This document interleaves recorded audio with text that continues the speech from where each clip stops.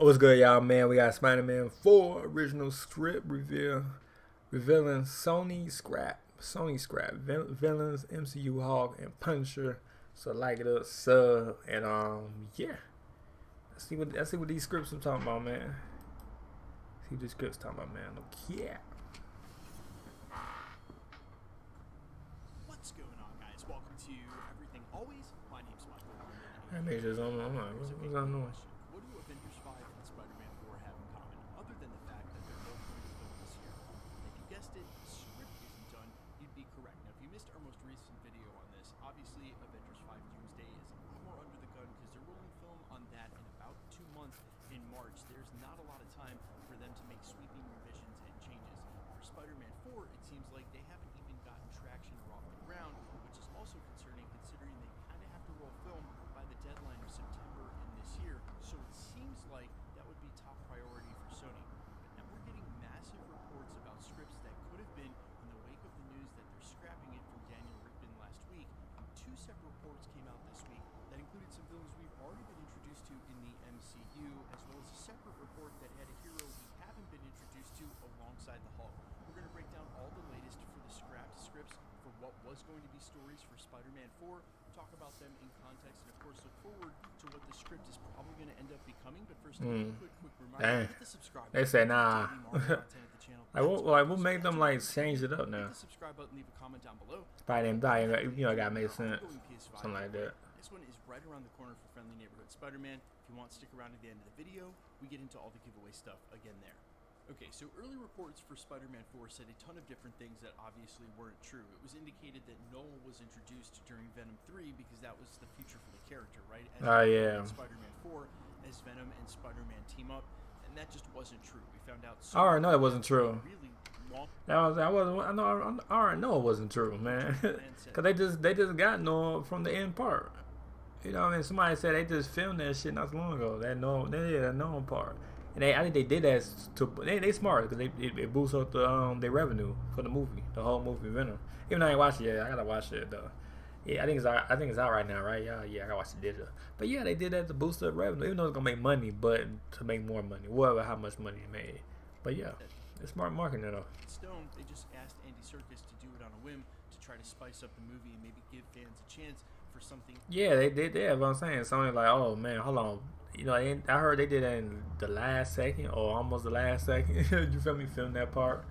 You feel me? Cause it did boost it up. People, you see people commenting on Twitter like, oh shit, Noah might come to Spider-Man 4. Everybody, I'm looking back like,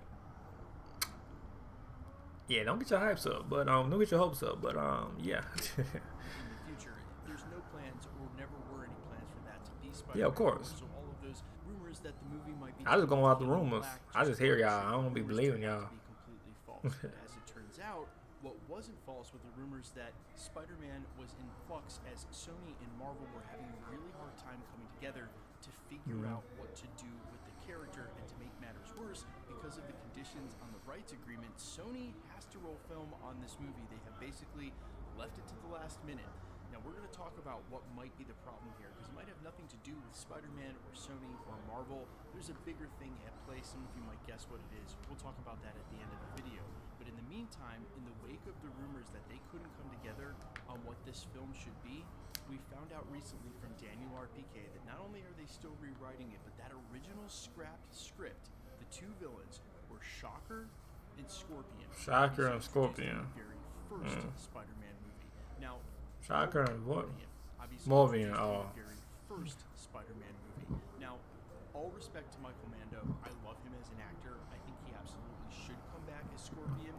You can sort of see from why, as a bird's eye view of this, not only are they in the middle of the 2 Avengers movies, which are going to be huge events, this Spider-Man 4 has to follow up Spider-Man No Way Home in some way. And even though it gotta make sense. That's what they trying to do. They gotta follow. No way, you know, when they left off at to what it is now. That's what they trying to. You feel me? That's what they gotta do. You feel me? Because it would just be his own separate movie. It's like, well, they gotta tell us what, you know what I mean? They gotta tell us what happened after. Feel me? They gotta tell us something.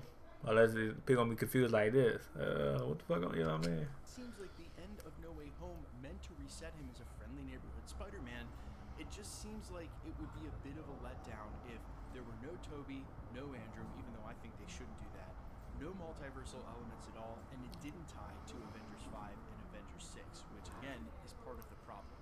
In the meantime, a separate script we're hearing about is there was a chance at some point that Sony wanted Marvel to allow them to use the Punisher, again, which we haven't been introduced to yet, but will in Daredevil, and him and Punisher would team up against the Hulk. That simply doesn't make any sense. You've got to move so many pieces on the chessboard that haven't been moved yet. The Hulk would have to be Savage Hulk in order for that to make sense. You really can't see a storyline where it's Professor Hulk versus the Punisher and Spider-Man. They would just talk it out. We've already seen his stance on violence. Plus, Professor Hulk has been... I'm getting back on track with Factor. Fresh, never frozen meals are ready in minutes. Factor is over 4 in a very, level-headed character so far in the MCU, basically the voice of reason. And for all we know, he's going to be in that form when he starts the new Avengers with Wong and Captain Marvel, as has been indicated by industry insiders like the Cosmic Circus. So with the first version now scrapped, having ground-level heroes, and then moving away from doing something like a Spider-Man and Punisher versus the Hulk, which where would Daredevil be in all of that? It seems like the thing that is the problem really isn't Spider-Man, Marvel, or Sony at all. The thing that is the problem is where it's coming in the middle of the multiverse saga. I don't even think the hangover from No Way Home applies even more, i.e. if Toby and Andrew aren't in this film, I do not think it's the end of the world. We assume they'll figure out how to bring them in for I mean, I don't, if they want to, I don't care. I care less for them. But I'll forward them, but I'm just saying though. But in the same way they'll quote-unquote figure that out, they're still trying to figure out the ending of Avengers 5. That is the main problem. Spider-Man is going to be in Avengers 5. We already know Tom Holland has a huge year this year with filming. If you don't know how and what it's going to look like when you end Avengers 5, you can't do a Spider-Man 4 with that character just months later that don't include the wake of those events unless you make it a prequel, which we talk about all the time at the channel. Sony's not trying to do that. They never work out great. It's never the same excitement for a prequel when it's set somewhere behind what you've already seen. Sony's not going to do that with Spider-Man 4. So basically, not only are they up against trying to make this movie as big as the two Avengers films in the middle of it, but they probably can't even really put it together until Marvel tells them how Avengers 5 ends, what that looks like, and where and how Peter Parker exists in that context. That's where the story would need to pick up. They might have a loose idea of this, but it doesn't mean they have concrete details.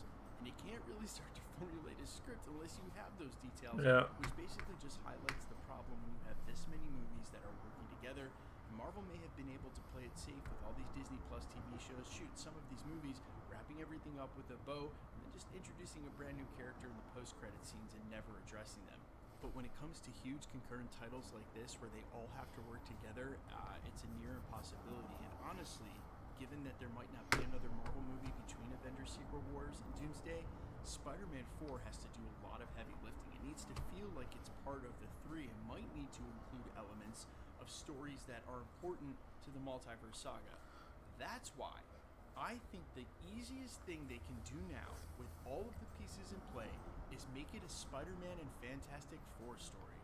That is 1,000% what they should do. They have huge overlaps in the comics. It can absolutely fill in as that movie they needed to be after Fantastic Four and Avengers 5.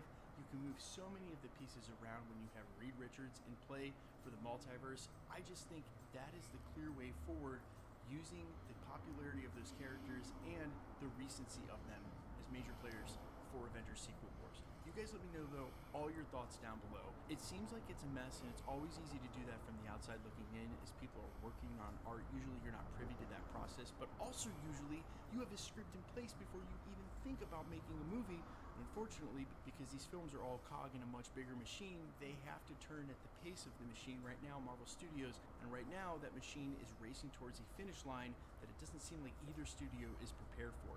You guys let me know all your thoughts and reactions down below. Quickly hit that sub button, leave a comment on the video to be entered to win the PS5. Make sure you hit the notification bell with all notifications turned on to keep up with the videos. Of course, if you liked the video, hit the like button. My name's Michael Roman. You can find me in a couple of places, Instagram and Twitter at @fires. You can also find me on Spotify, YouTube, Amazon, Apple, iTunes, wherever you listen to original music under the name Wallfires. And while I would sincerely appreciate you checking my music out, thanks for checking this channel out. Stick around. We'll be posting again real soon.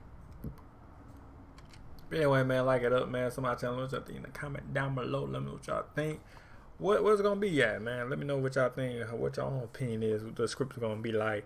Let me know down below, man. But yeah, we see when we see it, and we see it when we see the script, man. When it's actually the script, official script though. No, that I ain't. Oh, where we see it from? You know what I'm saying? We get that announcement from Marvel's like, hey, Spider-Man coming at, you feel me? But hey, like it, sub, hit the bell, and yeah, peace.